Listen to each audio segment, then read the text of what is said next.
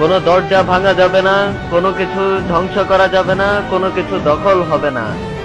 বন্ধ দরজার ভিতরে সবাই নিরাপদ থাকবে। আবু সুফিয়ানের ঘরে সবাই নিরাপদ, কাবার আশেপাশে সবাই নিরাপদ।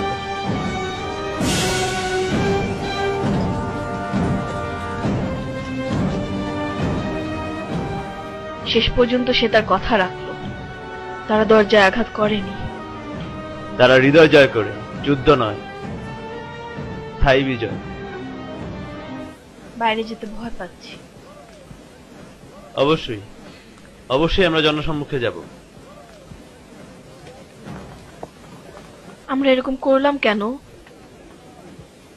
আমরা যা করেছি তা ভুল ছিল। আমরা আমাদের ভুলের ফাঁদে আটকে গেছি। আমাদের দেবতাই আমাদের চেয়ে ক্ষুদ্র। এখন তিনি আসছেন, কাবা পর্যন্ত পথ তৈরি করছেন।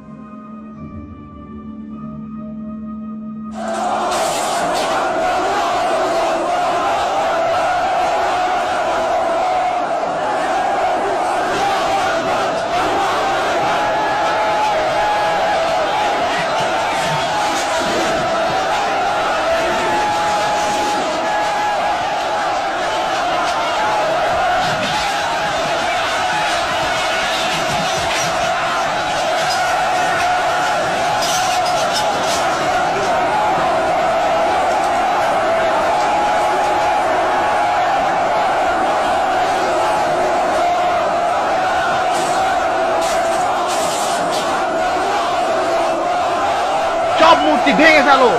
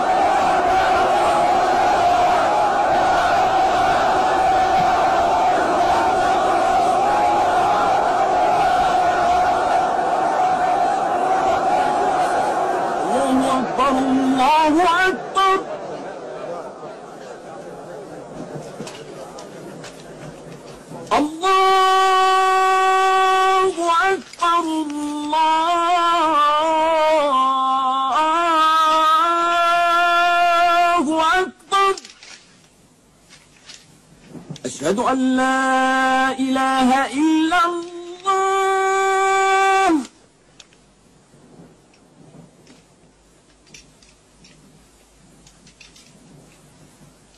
أشهد أن لا إله إلا الله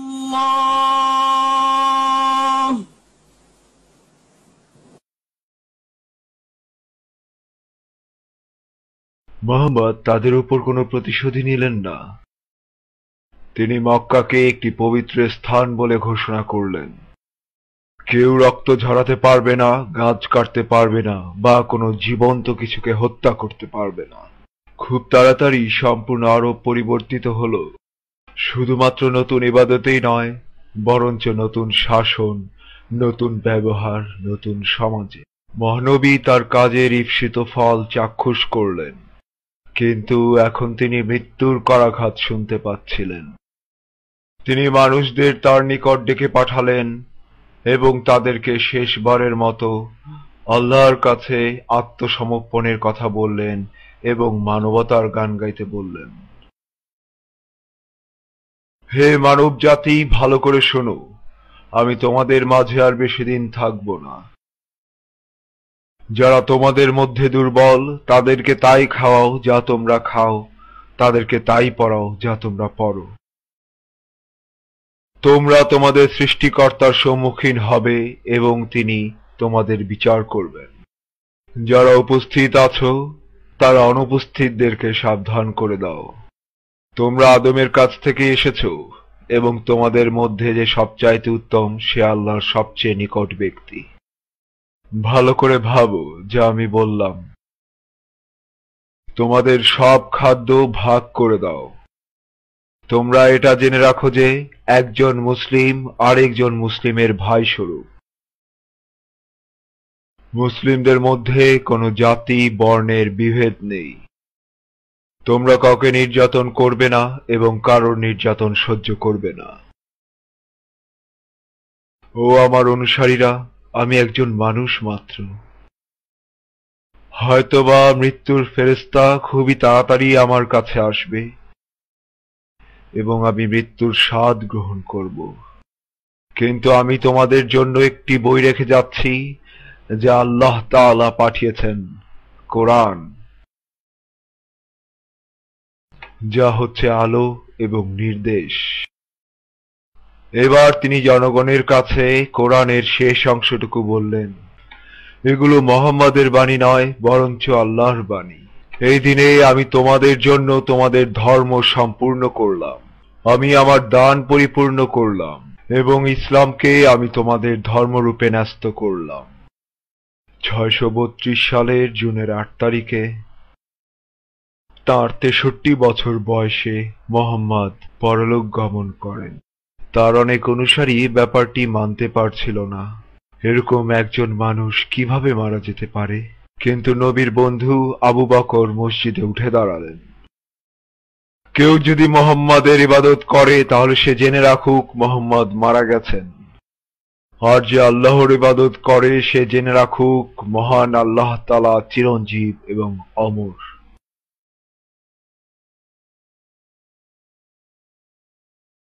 তারা নবীকে মদিনাতে তার মসজিদের পাশে কবর দিল। যে ধর্ম তিনি প্রচার করেছিলেন তা মানুষের হৃদয়ে স্থান নিল। এটা আত্মস্থ হলো, এটা ছড়িয়ে পড়ল।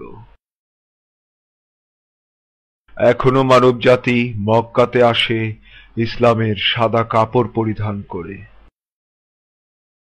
আল্লাহর কাছে সবাই সমান,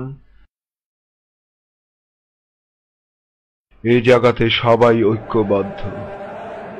প্রতিটি স্বতন্ত্র আত্মা ইবাদতের মঞ্চে যোগদান করে।